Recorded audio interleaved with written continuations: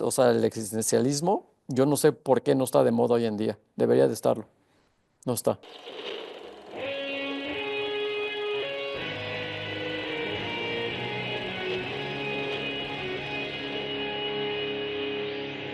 Bienvenidos a Volver al Futuro Podcast, donde platicamos con las mentes que nos impulsan a crear el nuevo paradigma de salud y bienestar, conducido por Víctor Sadia.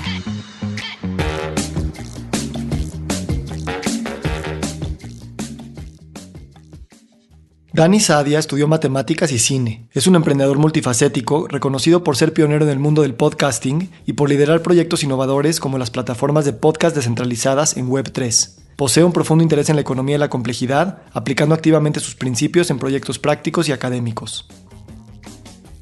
En este episodio, Dani nos lleva en un viaje por su trayectoria creativa y su visión sobre el poder transformador del audio como medio narrativo. Desde los inicios del podcasting hasta su filosofía sobre la autenticidad y la vulnerabilidad en el arte, Dani reflexiona sobre cómo las historias conectan mundos, sanan y transforman tanto al creador como a la audiencia. Volvemos a comprobar que el acto de sanar y el acto de crear son exactamente lo mismo. Exploramos también el impacto de las estructuras mentales en la innovación, el tema de que el medio es el mensaje y la búsqueda constante de significado en un mundo incomprensible al que hay que entrarle desde el existencialismo. Muy buenos días, muy buenas tardes, muy buenas noches. Hoy nos acompaña Dani Sadia. Dani, gracias por estar aquí. No, gracias por la invitación, amigo. Víctor. A ver, güey, yo gracias a ti tengo este podcast, no nada más porque Dixo lo ha venido produciendo por más de 4 años, sino porque tú me hablaste del podcast, güey, yo creo que cuando ni siquiera había fax, cabrón. O sea, no sé qué año era, pero realmente hablaste la palabra podcast antes de que podcast existiera como palabra, como concepto y obviamente como tecnología de la rutina global. ¿Qué es este medio tan chingón que el podcast? O sea, ¿por qué crees que ha crecido tanto como tú lo predijiste hace tanto tiempo? Bueno, a ver, dos razones fundamentales. Creció mucho también por la pandemia, sobre todo por falta de contenidos y porque estabas en casa y no tenías nada que hacer. Entonces, fue cuando pues todas las plataformas tradicionales de podcast buscaron contenidos propios, quedándose y aparte vieron que había una oportunidad de quedarse con propiedades intelectuales. Pero una de las cosas que a mí me encanta, siempre me ha encantado del audio, porque yo vengo del mundo del cine, o sea, hice una película en el 2006, Dixo lo fundé en 2005 y yo me di cuenta que era mucho más fácil llegarle por los oídos que por lo visual porque por lo general, cuando tú haces algo por los oídos, le estás hablando a esa persona en particular a través de el dispositivo que tuviera en ese momento. Cuando nosotros íbamos a vender podcast en 2005, 2006, 2007, hasta que empezó los smartphones con el primer iPhone, y las apps, pues íbamos con motorrockers o con iPods, ¿no? Y subíamos el MP3 en el iPod y decíamos, mira, imagínate poder escuchar esto en vez de estar escuchando música. Como somos Dixo desde el principio, lo esencial de Dixo es que tenía que ser producción como si fuera una película, básicamente. No era una conversación sin pies ni cabeza, no era radio por internet, nunca fuimos radio por internet, y la idea era contar historias. Y yo la verdad, tuvimos mucha suerte al principio de contar con un maestro del storytelling que era Abel Membrillo, que tenía unas historias extraordinarias, la verdad. Hacía muy buena pareja con su productor y mi ex socio en esto, Mimoso, y hacían unas producciones maravillosas y como que siempre te metía dentro de su mundo. También tuvimos el de Arturo Hernández, que ahora ya es más conocido como el Supercívico, que hacía unas cosas muy cómicas, conversaciones con Dios y cosas por el estilo. Entonces, como que eso le llegaba directamente a la persona que quería escuchar a esa persona, no era una audiencia global. Y otra de las cosas que me di cuenta con el podcast, después de hacer una película y de haber gastado millones de dólares en una película, es que cuando tú estás escribiendo un guión, para una película, sabes que cuando escribes 5 elefantes caminan por un desierto, sabes que eso representa un chingo de lana. O sea, necesitas la locación, necesitas el desierto, necesitas el company move, necesitas los 5 elefantes, necesitas al entrenador de elefantes, necesitas el catering, necesitas todo este rollo, entonces sabes que va a ser mucha lana. Entonces dices, mejor no, tampoco vas a poner un elefante porque conseguir 5 elefantes que un elefante es lo mismo. Entonces vas a tener que imaginarte otra cosa porque estás limitado por el presupuesto. Y en podcast puedes decir 5 elefantes flotan en el espacio y se acabó. Y se acabó. Entonces tú, tú escucha, la persona que te está escuchando ya nada más se tiene que imaginar 5 elefantes flotando en el espacio. Y eso es lo Wow, que me encantó del podcast. me encanta esta reflexión de cómo comunicar historias a través de distintos medios. Como tú sabes, medium is message, ¿no? O sea, el medio condiciona el mensaje. Y yo creo que, o sea, no es, hasta que llegó el podcast, no era muy obvio que nosotros nos contamos historias a través del audio, de la oralidad.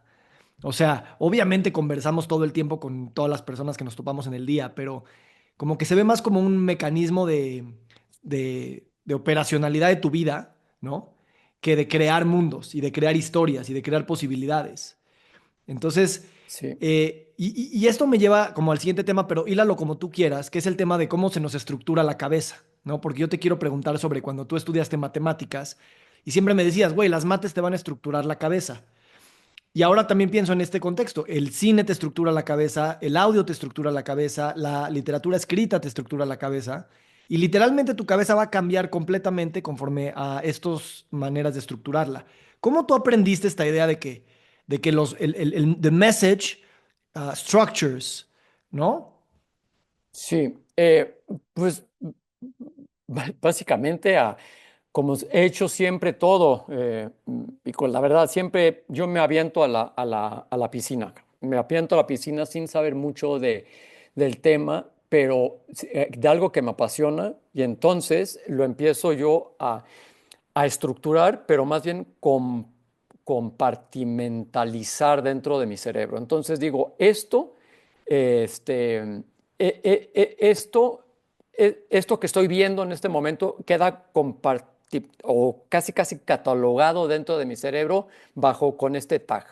Este, eh, que lo hace un poquito frío, pero no es para nada frío, es al contrario, es como el ajedrez, fíjate. El ajedrez podría ser que pues obviamente te puedes aprender las aperturas, o el juego medio o el juego final de memoria. O sea, las aperturas las puedes dominar todas, si son abiertas, cerradas, si son semiabiertas, etcétera. Las puedes dominar todos, los 10 primeros movimientos los vas a hacer, pero perfecto, pero ya luego empieza a ver la apertura dentro de esa compartimentación, ¿no? De esa estructura que tienes en tu cabeza y tienes que empezar a buscar los nuevos caminos para poder encontrar una brechita para poder entrar a dar el jaque mate. Entonces yo es lo que hago, o sea, yo aprendo mucho de algo, mucho, mucho de algo, leo mucho, me educo mucho sobre algo que me apasiona y que veo como algo que puede ser el futuro. O sea, me pasó con blockchain, por ejemplo, cuando descubrí blockchain en 2017, me abrió todo un mundo, y fue el que decidí perseguir desde entonces. Con el podcast lo mismo, o sea, dije, mira, bueno, aparte que venía también avalado por Steve Jobs, dije lo que diga San Steve Jobs en su iMisa, sus keynotes, pues obviamente dije, si le va a meter todo Steve Jobs al podcast, hay que entrarle y teníamos un estudio de grabación, entonces fue cuando decidimos fundar Dixo. No sé si contesté tu pregunta. Sí, y vamos a profundizar un poquito en este tema del proceso creativo y cómo la cognición y la estructuración de esa cognición, pues, posibilita o no las salidas creativas. O sea, este podcast, tú sabes que está enfocado en temas de salud, pero desde una perspectiva sistémica, ¿no? Entender que la salud está en todo, desde temas de tecnología, sociedad, política, cultura, narrativa, obviamente biología y genética, ¿no? Y la innovación depende de alguna manera, sí creerle a estas categorías compartimentalizadas con las que hemos fundado los principios que definen la salud o cualquier otro concepto, ¿no? O sea, a través de la ciencia y la divides en cajas más pequeñas y entonces hay especializaciones y etcétera. Y al mismo tiempo, pues son cosas que son compartimentalizaciones artificiales, por así decirlo, porque a final de cuentas el todo siempre está todo unido, ¿no? Y es nuestra lectura la que hace ver como si hubiera una realidad física y otra mental y otra social y otra en silicón. Pero pues, güey, la realidad directa no la podemos percibir y por eso está bien esa catalogación. Ahora, tú eres un creativo y la creatividad es este juego entre lo que ya existe, lo que ya está catalogado y categorizado y lo que brinca de un catálogo a otro y lo que junta catálogos que normalmente están separados y crea algo nuevo, ¿no? Entonces, Exacto. ¿cómo tú piensas sobre el proceso creativo? Eh, Porque para mí eso es yo cuando te veo te leo como una persona creativa, entonces me interesa saber qué es para ti ese proceso y de qué depende. Ay, que es buena pregunta, caray. No, no, te juro que es una... Vamos a ver, o sea, yo empecé a hacer cine, por ejemplo, igual, me lancé a la piscina sin saber si estaba fría o caliente el agua. O sea, tomé unos talleres, o sea, estudié matemáticas, luego me regresé a México, luego me regresé a Nueva York otra vez, a estudiar, unos talleres en la New York Film Academy que eran en donde te daban una cámara, y en esa época era una de 16 milímetros, una ARRI S, que no era Sync Sound, o sea, nada más podías contar las historias visualmente porque no tenías diálogo, cosa que también ayuda mucho, porque cuando tú arreglas un guión con diálogo, ves la mano del guionista dentro de la historia. Entonces dices, me está tomando por un idiota, ¿no? Y eso es una de las cosas que me gustó mucho, que como no había audio, entonces tenías que contar la historia sin diálogo, sin diálogo.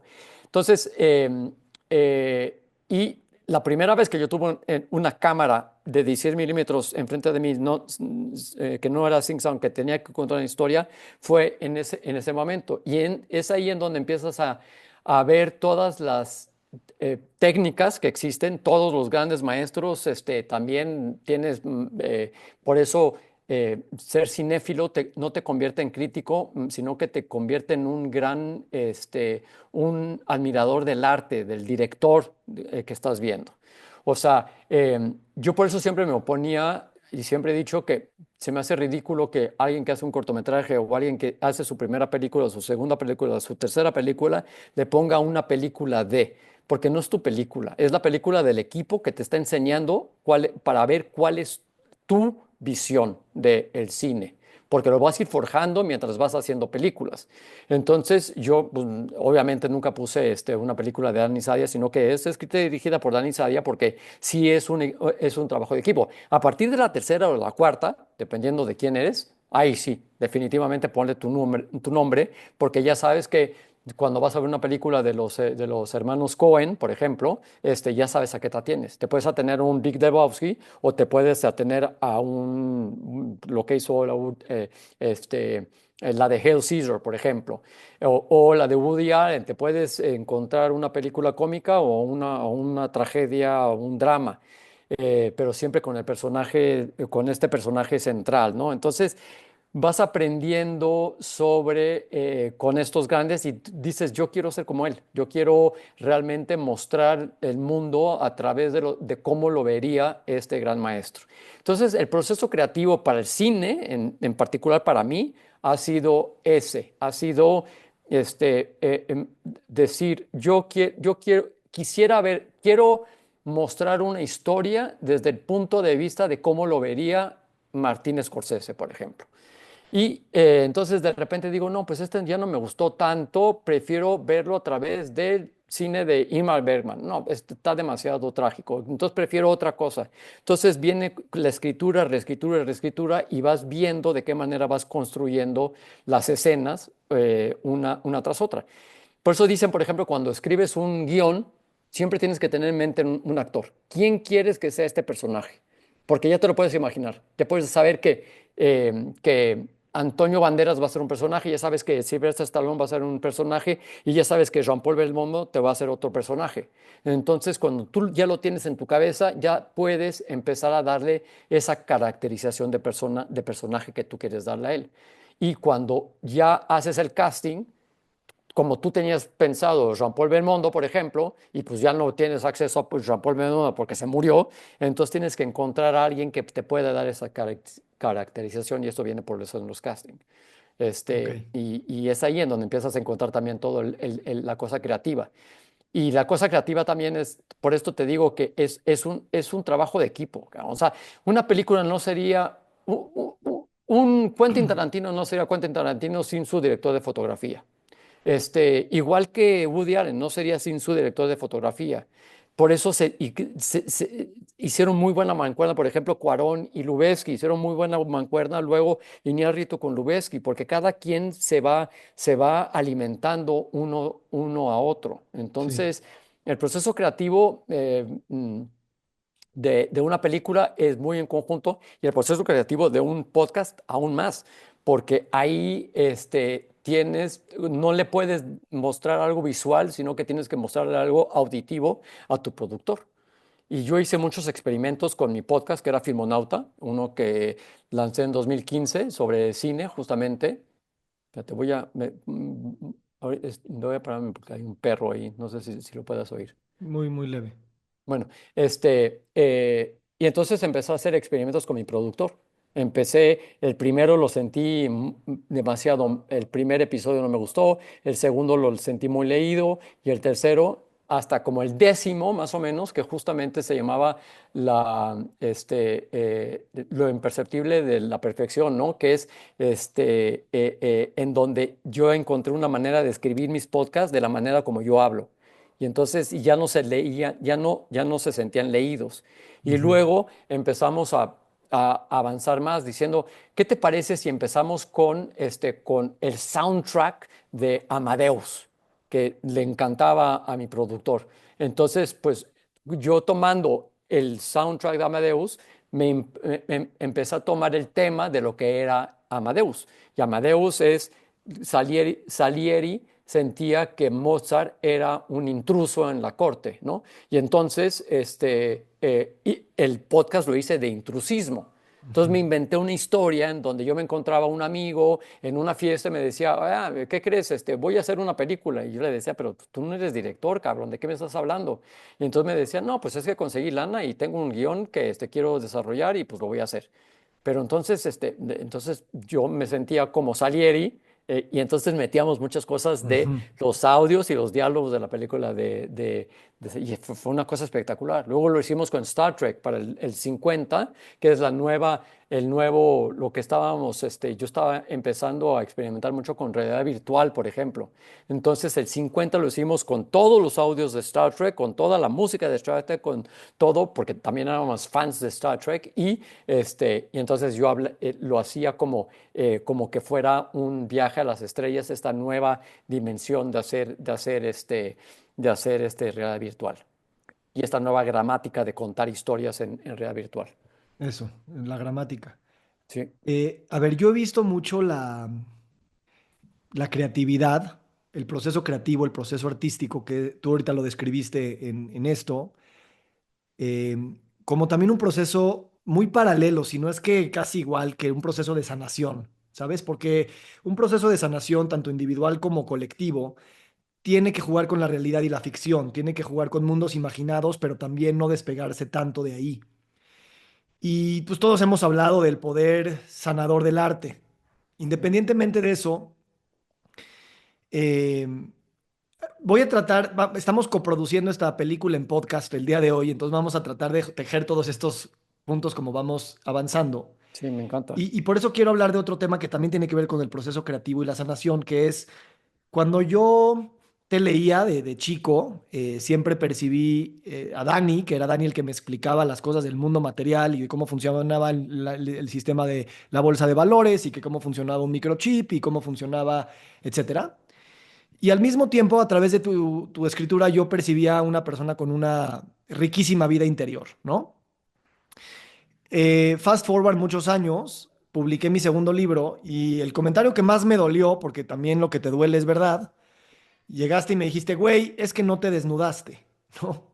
Y yo me sentía que me había desnudado cabrón, güey. Conté historias que nunca hubiera pensado que se las iba a contar a nadie, güey. Y de repente aparecieron publicadas, ¿no? Pero sí, después de varios meses dije, no, tenía razón Dani. O sea, esa fue una primera capa, güey, pero apenas me quité la playera, güey. O sea, no, hay más, ¿no? Y yo Sí. siento que eso es algo que tú siempre has percibido. Entonces, cómo tú te has relacionado con ese tema de desnudarse en el arte? ¿Cómo lo ves de importante? O sea, ¿en qué obra de arte en tu pasado viste eso y dijiste, wow, eso es? Y luego, ¿cómo tú lo has adoptado en tu proceso de producción creativa? Em, a ver, es que yo siento que cuando eres honesto contigo mismo, es cuando más avanzas. Esa es la verdad. Y ese es un problema que yo tengo, y es muy serio. O sea, yo siento que yo busco la perfección siempre. Entonces, antes de sacar cualquier cosa, si no es perfecta, no la puedo sacar. Y eso, la verdad, ha sido una limitante en mi vida. Y lo he platicado muchas veces y siento que me he tardado mucho en sacar cosas y me he tardado tanto en sacar cosas y tratar de ser tan perfecto que alguien lo saca antes que yo, entonces se convierte pero yo no me gusta lanzar algo en beta. O sea, este concepto de MVP, de Minimum Viable Product, y sacarlo y que la comunidad te lo empiece a criticar, yo no sé si me pueda yo reponer de ese. Si es que es un proceso creativo, si es un sitio de internet. Por ejemplo, ahorita estoy desarrollando un sitio de internet donde tienes que conectar tu wallet para poder dejar feedback y todo este rollo. La cosmética no me importa. O sea, lo cosmético no me importa. Mientras el backend funcione, yo soy feliz. Luego, pues obviamente no lo voy a lanzar, pero hago mis pruebas ahí y no tengo pena de mostrar eso porque ahí sé lo que se aprecia más va a ser el backend que el frontend. Entonces, el frontend es nada más puro maquillaje. Y pues la verdad es que cuando saqué 319, pues te desnudas, o sea, te desnudas y te pones en las manos de gente que te dice, mira, tu película me gustó, pero tiene estas broncas, ¿no? Y tú sabes perfectamente que, pues sí, pero no, cabrón, o sea, sí, pero no. Este, o es algo que no percibiste o algo, o dale otra vista. Entonces, esa cosa de desnudarse es porque tú como escritor lo entiendes perfecto. O sea, tú sacas un libro y pues o sea, cualquier persona lo va a leer y va a ser un opinador. O sea, y lo estamos viviendo mucho ahora en redes sociales, ¿no? Si tú pones me gustó tal libro, te van a salir, y todo el mundo dice que es un chingón y que el pinche libro está increíble, te van a salir otros 100 diciéndote que es una mierda ese libro, por esto, por eso y por eso, por esto. Entonces, pues, no sé, es un y cuando yo te dije eso, es que era un tema que a mí me interesaba mucho, porque hablabas de la abundancia, hablabas de la abundancia, y era algo que me interesaba muchísimo, y yo sí pensé que me ibas que estaba yo pasando por un periodo un poco complicado también de mi vida. Pensé que visto a través de tus ojos lo hubiera podido yo entender mejor. Y por eso sentí que tú como escritor y como observador y o sea, como que no me diste esa respuesta. Y por eso te lo dije sinceramente, y aparte que pues sé que lo tomaste, sé que te dolió, me acuerdo perfecto, pero creo que eso no te- fue justamente para que No para que te dieras cuenta, ni mucho menos, pero fue más bien una carencia mía de algo que yo quería que tú me enseñaras a mí. Yo creo que también fue por ahí, la Sí, verdad. no, gracias, gracias. Y en ese sentido, como yo lo veo, y como también, o sea, para contestarte este tema de que te cuesta mucho el no sacar algo perfecto, o sea, lo que yo sí me he dado cuenta es que la obra maestra perfecta no existe, ¿no? Creo que Truffaut decía, o sea, nunca nada sale tan chingón como tú te lo imaginaste y siempre es un proceso de decadencia, de lo que es ese perfeccionismo platónico ideal con el que te excitas, pero cuando se imprime en papel, ya perdió, Mm. ¿no? Y lo que yo me he dado cuenta, o sea, particularmente con los libros, porque a mí siempre me han intimidado los libros, es que son siempre escalones, ya sabes, o sea, no puedes escribir el cuarto libro si no escribes el segundo. Yo no puedo escribir hoy el paper que voy a escribir en 10 años. Claro. Entonces, también me he dado cuenta que publicar tiene ese efecto estructurante porque cuando está fuera en el mundo es cuando lo puedes ver de manera un tanto más objetiva y decir, eso me faltó, eso me equivoqué. Si estás tratando de iterar en lo privado, no, yo no logro verlo con tanta claridad. Además de que, como dices, el proceso creativo de tus primeros libros es co-creado. Entonces, si no te atreves a ponerlo afuera para que el fotógrafo y el diseño de producción le sumen de su cuchara, perdemos ahí mucho. Y me está encantando porque si te das cuenta, hablando de creatividad de sanación, ya tocamos varios temas.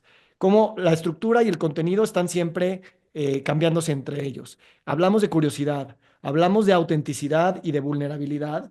Y ahora hablamos de esta idea colectiva, que el arte, como la sanación, es una mezcla de individualización y colectivización, ¿no? Sí, sí. Entonces, está muy padre esto porque o sea, no, o sea, con esta visibilidad inmediata que tenemos a través de las redes sociales, güey, aquí literalmente sacas algo y a los 5 minutos hay feedback.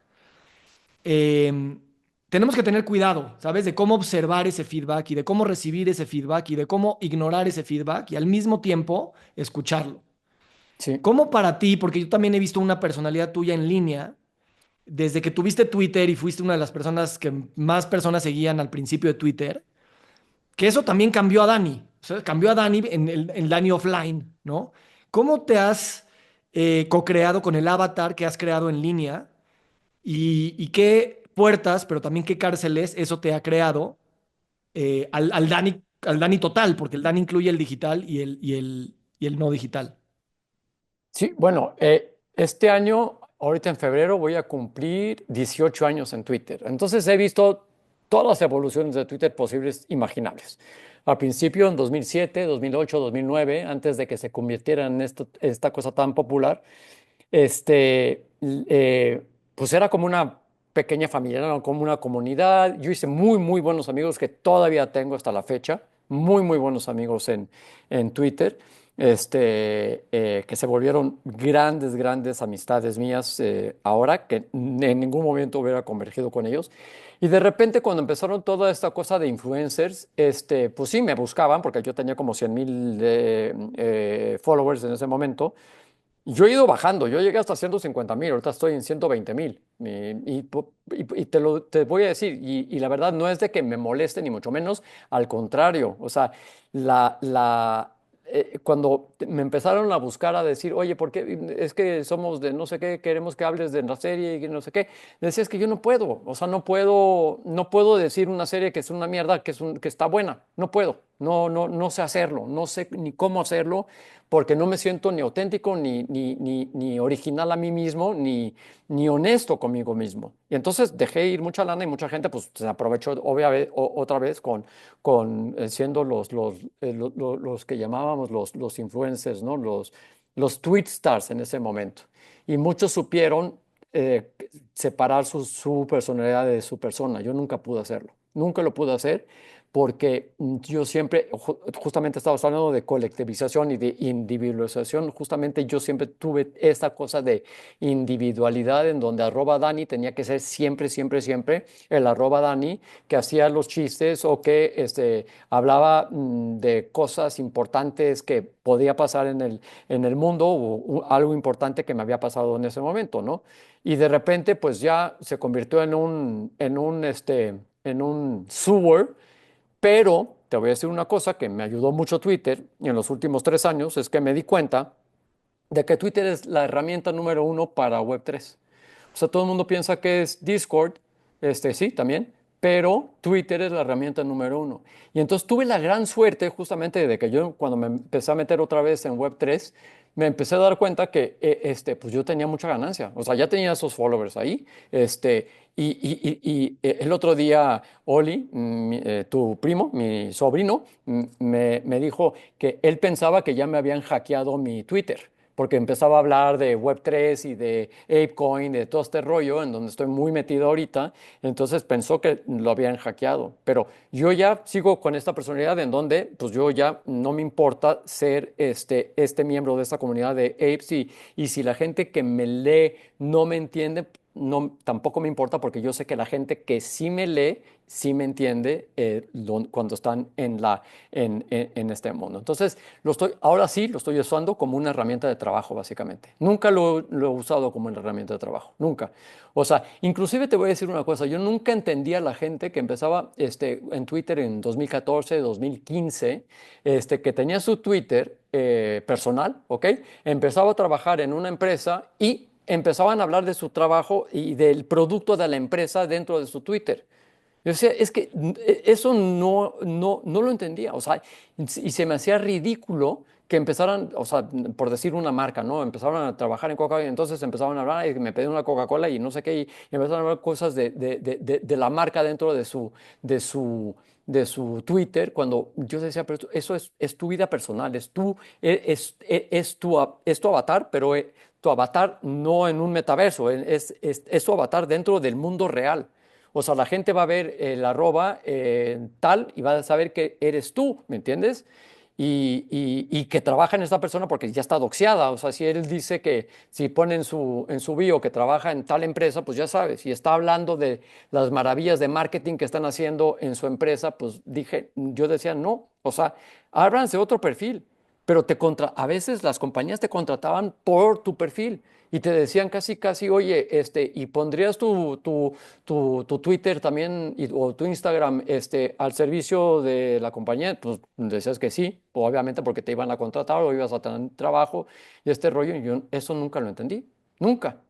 Nunca, porque no es, si fueras un emprendedor, ok, si fueras tu startup, estoy de acuerdo, o si fuera tu podcast, obviamente, claro que lo quieres hablar, porque es tu personalidad, o sea, Volver al Futuro es Víctor Sadia, no hay de otra, pero cuando no es tu empresa y ahorita estás trabajando en Pepsi Cola y mañana estás trabajando en Lala, pues está difícil que pues le des esa veracidad a tu avatar dentro de social media. O sea, yo sí me lo tomaba demasiado en serio lo de social media, esa es la verdad.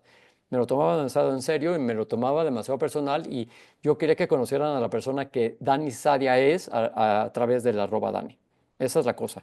Pero ahorita, pues, sobre todo en Web3, que pues, la gente no le gusta ser doxeada ni mucho menos, se les hace hasta raro que yo ponga mi nombre completo siempre y que mi avatar no sea nada más un Bored Ape y sea yo Sí. a la mitad. Sí, es curioso que, o sea, decíamos que medium is message, ¿no? Sí, Y entonces también Twitter, o sea, en tantos caracteres, pues qué difícil también poder expresar ese verdadero yo, ¿no? Igual por Instagram o igual por cualquier medio, ¿no? Siempre es un encuadre de una de las perspectivas de ese ser.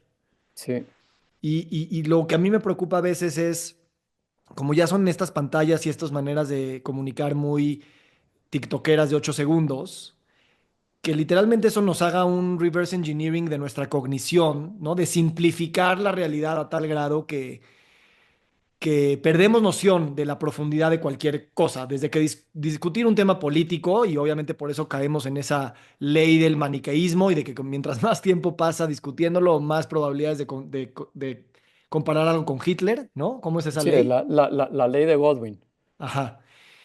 Y entonces literalmente yo, y en esto que tú expresas, o sea, yo también hablo de pensamiento complejo, sistémico, multidisciplinario, que por necesidad necesita un long form, por necesidad necesita casi un poquito de hasta divagación, casi un poquito de ensoñación, ¿no? Porque el sistema y a través de estos medios, pues es simplificación, es reducción.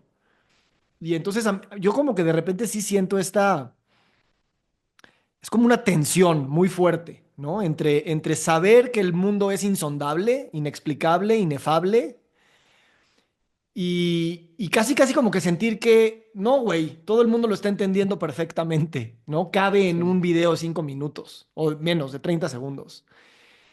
Y creo que la sanación va mucho por ahí, porque también hasta la sanación ya fue cooptada, ¿no? Para, así como te venden en 5 minutos recetas para ser rico o para ser exitoso en los negocios, también son 5 minutos para ser flaco y para ser alguien que vive 200 años.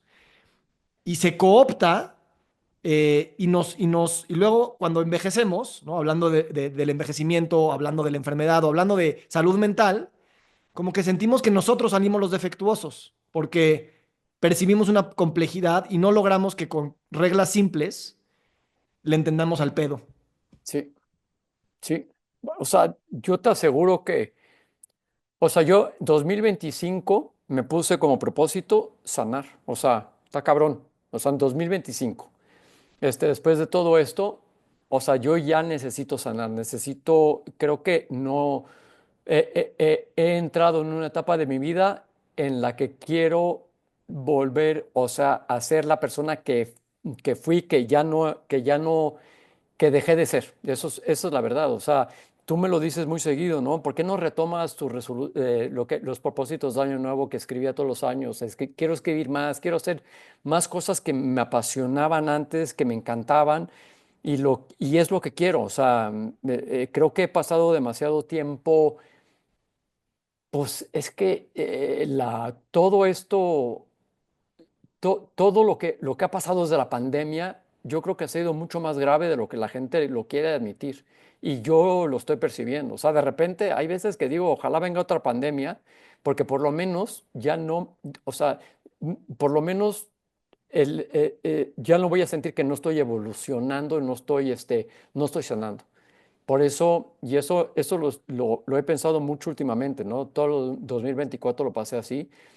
Fueron cosas en donde ya no me gustaba salir, ya no me gusta salir, no me gustaba salir, estaba yo mejor en mi casa, aislado y todo este rollo. Y dije, 2025 no puede ser lo mismo, ya no puede ser lo mismo. No puede ser lo mismo, porque no va a venir otra pandemia y aparte, qué pinche mamada pedir o estar esperanzado de otra pandemia para que yo egoísticamente diga, pues no, o sea, al contrario, yo voy a hacer muchos ejercicios, y por eso te voy a pedir mucha ayuda con eso.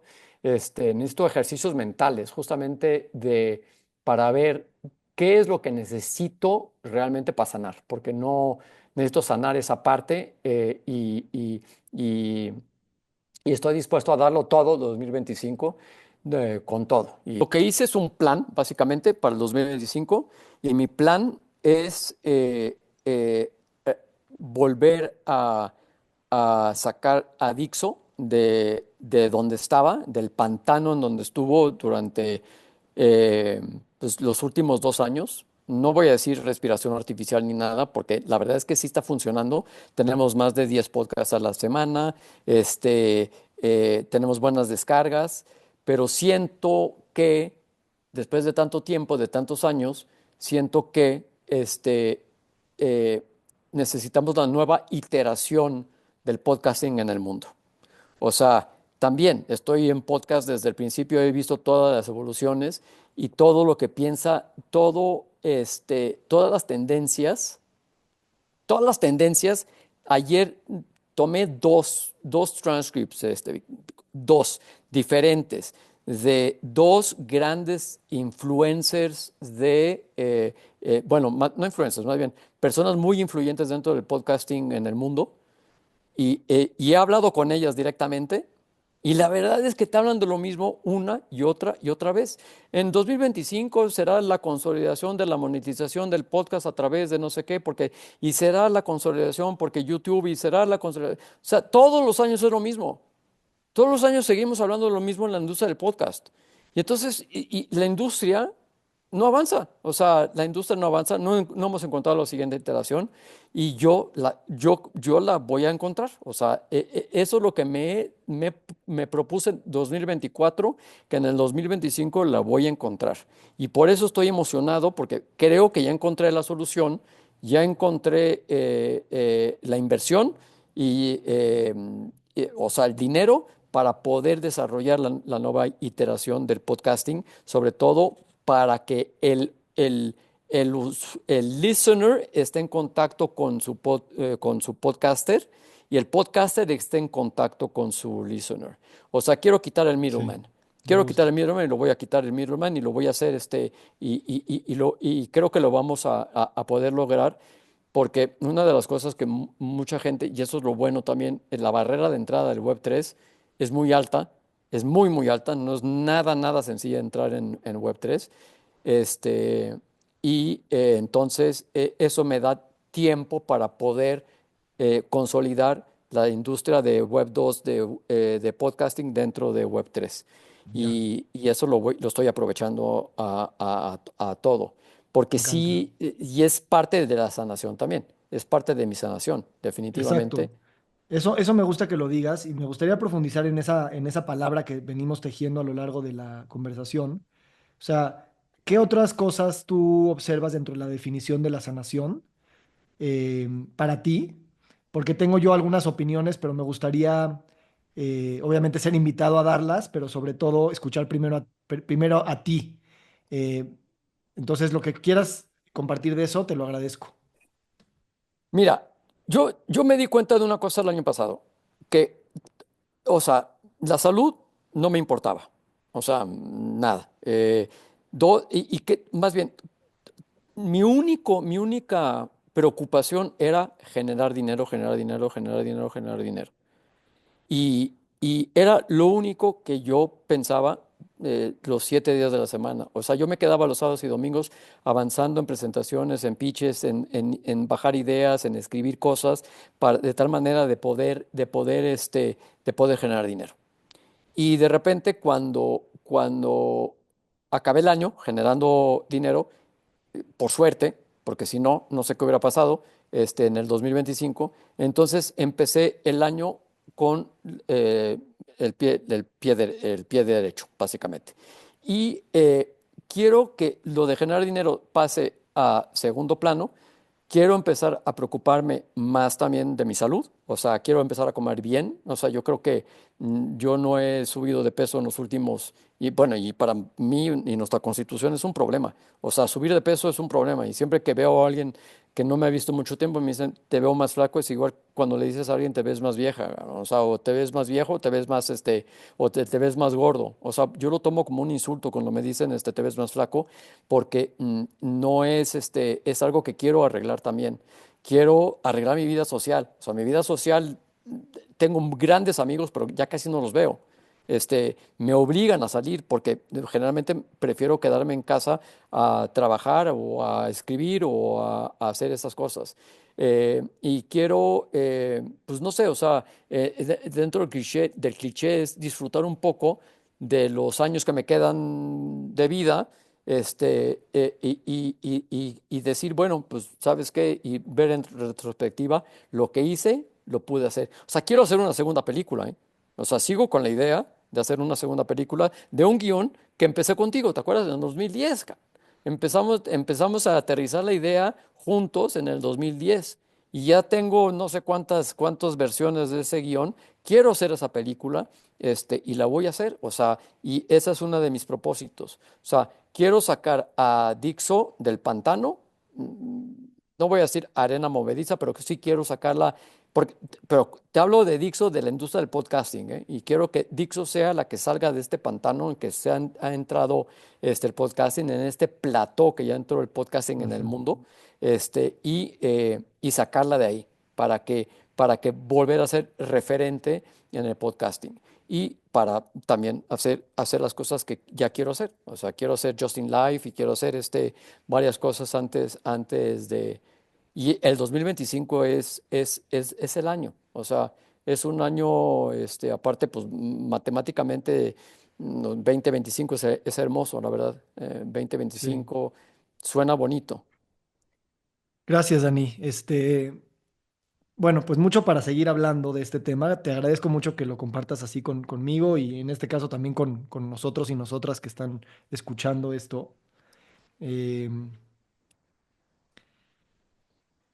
yo percibo como una conversación así ya es sanadora en sí misma, ¿no? O sea, eso es lo bonito Muy, de esto.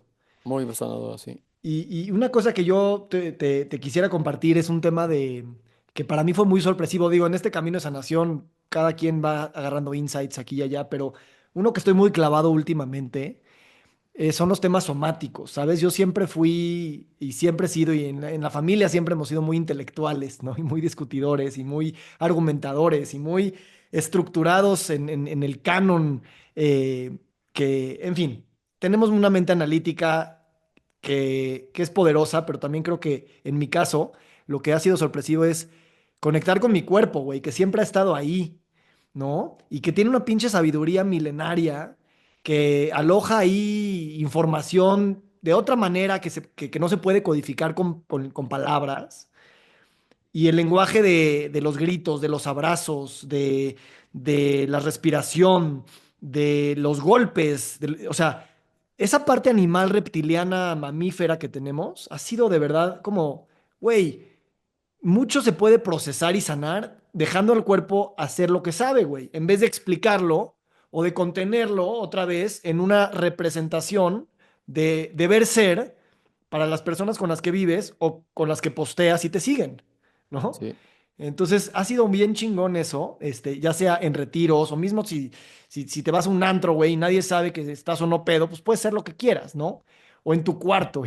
Y ha sido muy padre porque literalmente, o sea, ni siquiera se puede explicar y cuando se explica parece que es menos de lo que es. Entonces, pues nada más como que, de hecho en los podcasts he hablado mucho del tema somático y hay muchísima investigación y ahora hay mucha ciencia detrás de mostrar cómo esto es el futuro y la chingada, pero más allá de leerlo, es como aventarse a hacer cosas así y ha sido muy, muy sanador, iluminador y como que me he quitado como heridas, no me las he quitado, pero como que ya no me duelen igual. Y no fue porque fui a demasiada terapia, güey, fue porque fui a abrazarme con gente y a temblar, ya sabes, cosas así.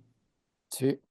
Sí, mira, es que, fíjate, bueno, sabes, todos los sábados voy a jugar tenis con Sammy, con mi hermano. Y me preguntan, y adoro jugar tenis. Y me dice, ¿y cuántas veces juegas por semana? Antes jugaba 3 veces, antes de la pandemia, 3 veces a la semana. Ahorita me dicen, ¿qué te hace feliz? Pues jugar tenis, la verdad, los sábados. ¿Y por qué no vas entre semana? No sé, o sea, no sé todavía por qué. Y entonces, el otro día, en las vacaciones, me grabé sacando, ¿no? Haciendo un saque.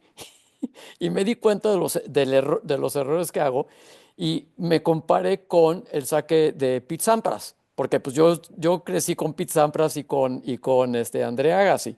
Y era esa gran competencia que tenían. Por cierto que el libro de André Agassi es una maravilla de libro, una maravilla, Sí, sí es. Open.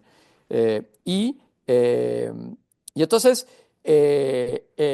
comparé mi saque con el de Pete Sampras y me di cuenta de que es casi idéntico, salvo por una cosa que ya voy a empezar a arreglar. Y es así como voy yo y entonces digo, a mi edad todavía quiero superarme en tenis. O sea, eso es algo que se me hace completamente, no sé, o sea, me motiva esas cosas, me motiva, son cosas que ya no tenía, ya no iba a jugar, quiero empezar a volver a jugar tenis un poco más seguido y esas cosas. Y es otra vez por estar en contacto con tu cuerpo.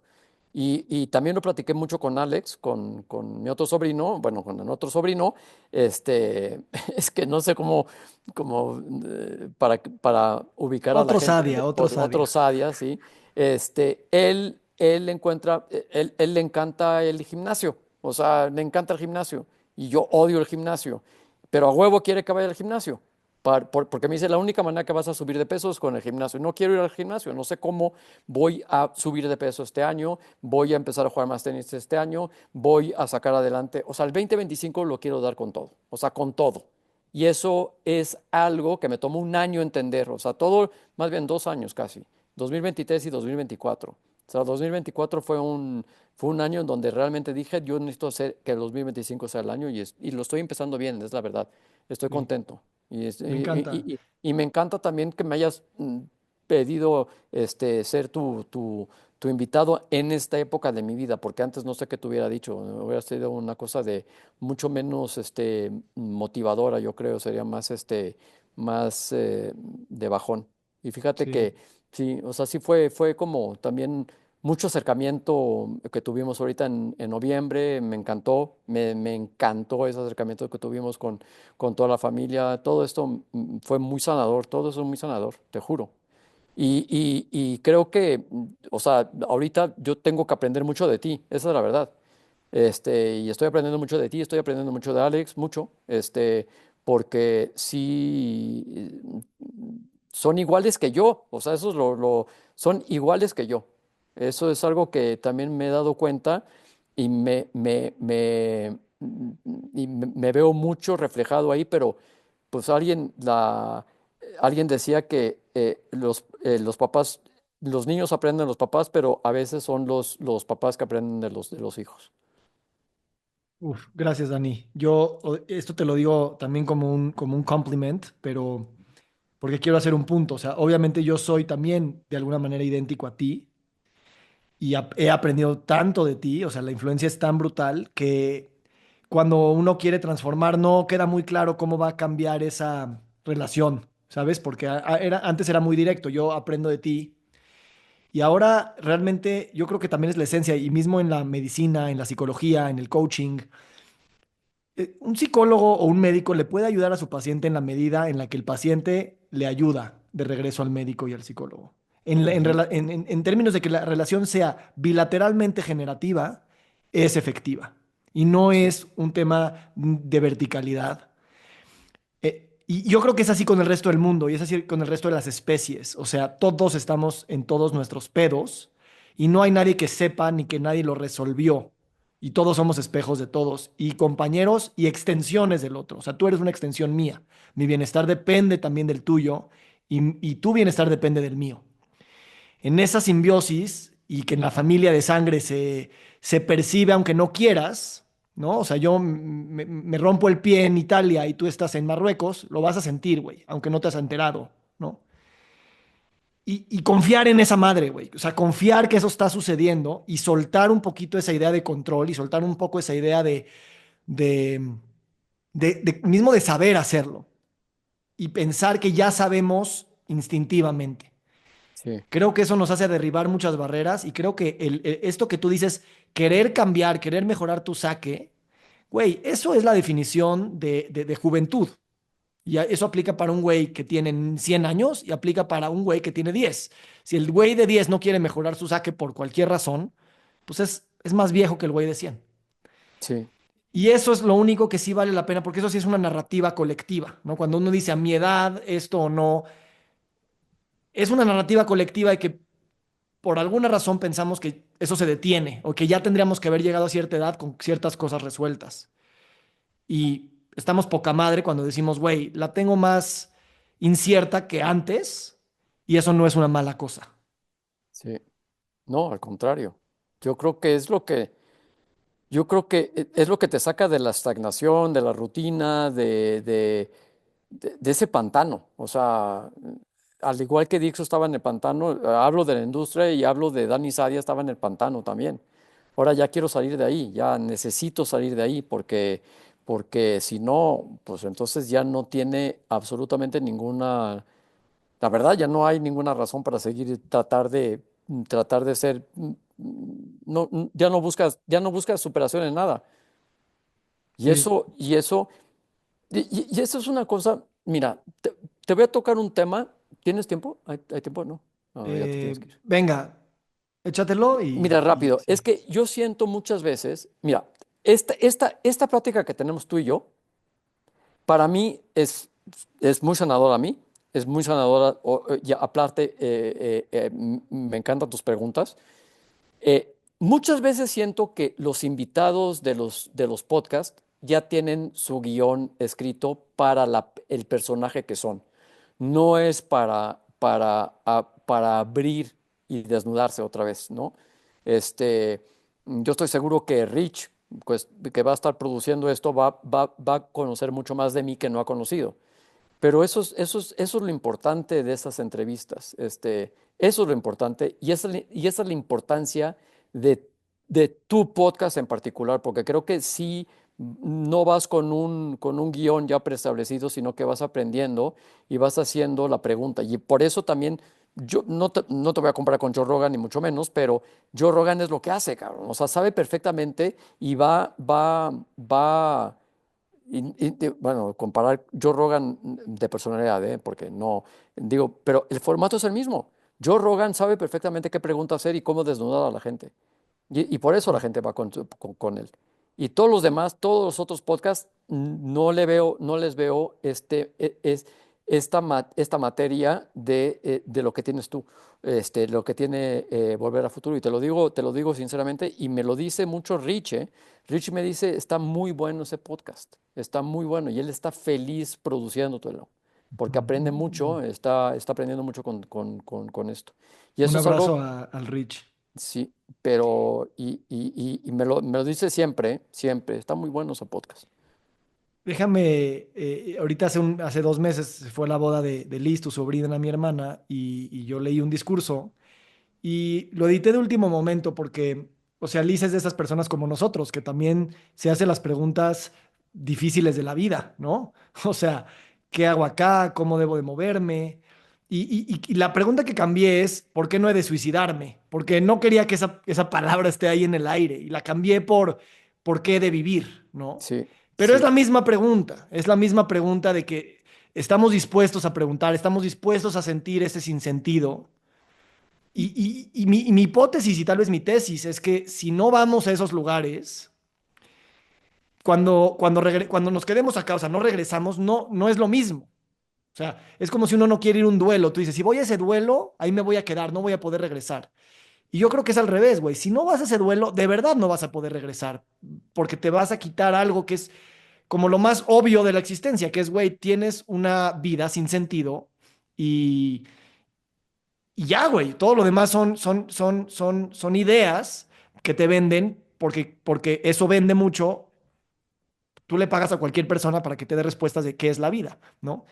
Y sí, a final de cuentas no hay esa respuesta. Entonces yo valoro mucho, obviamente, esta vulnerabilidad abierta entre tú y yo y el de legitimizar esta oscuridad de que, güey, la vida es imposible de describir y tiene cosas demasiado duras como para solucionarlas con cualquier receta, ya sea religiosa, médica, artística. Y eso es lo que lo vuelve esplendoroso al mismo tiempo que lo vuelve tenebroso. cien Entonces, por bueno, ciento, Sí, 100%. O sea, tú sabes lo que decía Sartre, ¿no? Del suicidio. Decía que era la expresión máxima de la libertad, porque es algo que no, o sea, tú tomaste la decisión, tú la haces y no tiene, o sea, no hay vuelta atrás. No hay vuelta atrás. Y eso lo entiendes perfectamente después de leer una trilogía que se llama Los Caminos de la Libertad.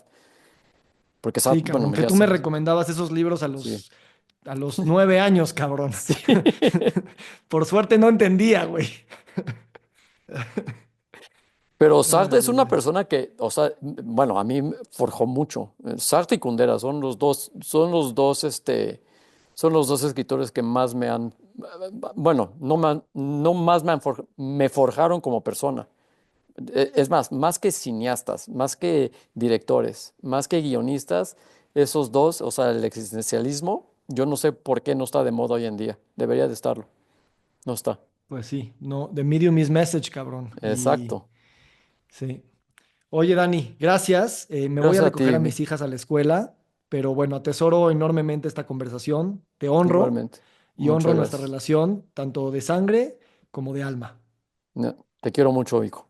Yo a ti, hermano. Venga. Bye.